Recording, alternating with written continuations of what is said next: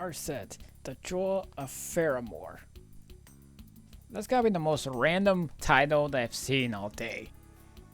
I think this was announced by Limited Run Games, as this is a CDI, or let me just rephrase it here. A Philips CDI inspired game. It actually is an inspiration to Link, the Faces of Evil, and Zelda, the Wand of Gamelon. Those two games actually play nearly identical, except you're playing as a different character. This one actually takes the inspiration of the graphics and the gameplay of both games, including the cutscenes. That cutscenes look nearly identical as those games that came out. Now I know I said that Limited Run Games actually announced it, but they actually published the game as well. You guys get it physical or digital, it doesn't matter. And it was developed by CDI Software. Yeah, I see what you did there. But anyhow, speaking of CDI, you guys know the CDI games I've already just mentioned, including Hotel Mario. Well, here's the thing. Those CDI games gave the birth of the YTP community. Seriously, if it wasn't for those games, this all wouldn't even happen. In fact, I'm pretty sure you guys know these games from 2006, 2007, because that was when YouTube stuff was born. Seriously, there's a whole lot of them. I can't really go too much in depth about them. We'd be here all day. And I also remember these because of the intros. But yeah, most people basically make fun of the cutscenes or whatever, but it has its own cult following because it's just too funny. They only use it for the memes anyway. But anyhow, as I said, this is a Zelda-inspired game from the CDI, except for the other Zelda game. That's a complete different type of game from a different company. But anyways, you're out there and you gotta stop the evil king because he got resurrected, and he also resurrected his friends or whatever, and then now you gotta go against them. So it's kind of like a hack and slash game. You hit the enemies once and they're dead. You have 3 hearts, and yeah, there was plenty of issues that just prevented people from playing the CDI games in general. Oh, and speaking of CDI, I should probably mention this real quick. There were certain bundles of the game that actually came with a spoon controller that you can use on the Nintendo Switch and the PC, which is pretty cool. But you can also get a standalone, I think, but you can't get them anymore. There was enemies in the original games where you couldn't hit them because they were too small, or you had to be in a specific position to be at. That's been fixed. You couldn't even collect items too at the same time. That's also been fixed. Also, throwing bombs would take 100 years for the boulders to explode. That's also been fixed. You can only do 1 hit and that was it. You can also use bombs to take down like nests and whatever. They usually one-hit enemies too. There's also these colored enemies where you need a gun. Yes, the game has a gun, but it shoots like these magic things at them. The red enemies can only get hit by the red thingies. The blue thingies can only get hit by the blue thingies. There's also some backtracking, and there's a lot of backtracking in this game too. You have to keep going back to the same stages over and over just to get some items like lantern oils and bombs and all that other stuff out there. Seriously, you have to get some ropes too. Oh gosh, ropes. Yeah, ropes were originally used just to climb to different objects, but this time it's been completely changed. For the ropes itself, you can only use them if you want to exit the place safely in case you ran out of lantern oil, and you need the rupees. Oh, I'm sorry, I mean rubies in order to get some of those stuff. Seriously, you're gonna need some lantern oils because some of the places happen to be too dark and you can't even see, which was a huge problem in the original. And using weapons would drain your rubies. Thankfully, it doesn't drain the rubies. You can only use the rubies to buy them.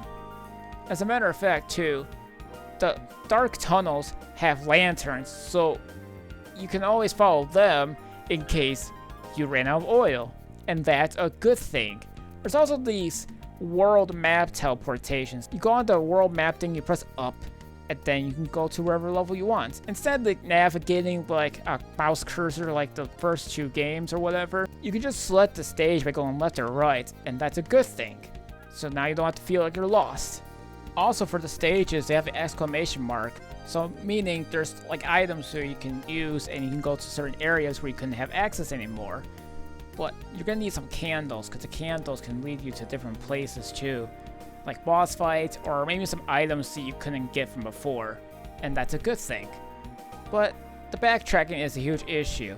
Seriously, you have to keep going back to play these older levels just to get those items. And you couldn't do them because you didn't have a certain item to use, like the double jumping or the gun to shoot down barriers. Yeah, the barriers are a huge issue too. So the red ones are red, blue are blue, which you use the gun to do so. There's also this gauntlet thingy where you can hit the gray barriers with. But yeah, there's also like different moves you guys can learn to do some when it comes to some of the bosses and whatever too. But let me tell you, some of the bosses are pretty easy to deal with, so you have no problem. But it's not like the CDI games where you just shoot a boss at one time and then you call it a day. They have their own dedicated health bar. Now, if you guys have watched the Angry Video Game Nerds videos on the controls, well, back then you can only use 2 buttons, despite there being 3 or 4 buttons on the controller, and there's like no start button or whatever. But this one also addresses the issue where you crouch down and to access the thing or whatever, or, you know, whatever it was that was a huge issue, because opening door or trying to access thing with one button was a terrible way to play the game. This one fixes it. You just press the start button if you want to look at your inventory and you want to go up to open doors. Oh, and speaking of doors, we got some mini games. There's actually at least like 3 different ones. There's a Hotel Mario inspired one where you like close all the doors, but watch out for enemies because they sometimes feel like coming out. But sometimes a ruby might come out too, so you can grab that too. But there's a time limit. Or there's like also hit all the targets thing before the time runs out. But the targets fly so fast, you have no idea where they're coming from. And there's also another one where you're in darkness and you have to find your way out. I see what they did there.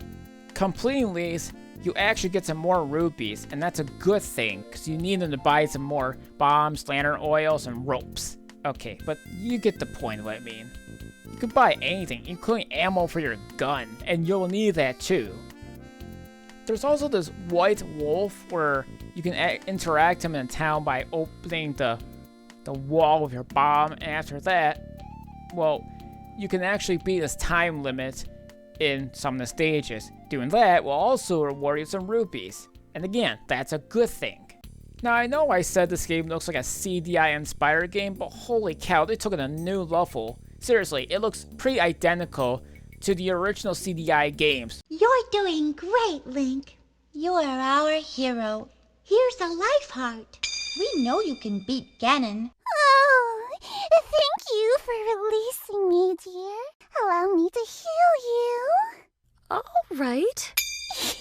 Join me, Link, and I will make your face the greatest in Korodai, or else you will die. When your life ends, my reign begins. Die! If that isn't to say they had enough passion, then I don't know what does. I guess there's a reason why those games had a cult following. But yeah, most of the things are CDI-like games. But holy cow, whenever I try to go left and fight at the same time, I can't even do that. I'm stuck in the right. I guess they were trying to be old school-y or something.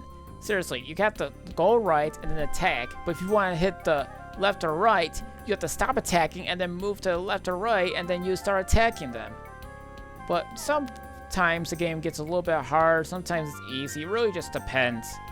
But there's also these hearts you can get which increases your health. I mean, the original ones also did the same thing. And yet, most of the animations and character and personalities just has that CDI feel.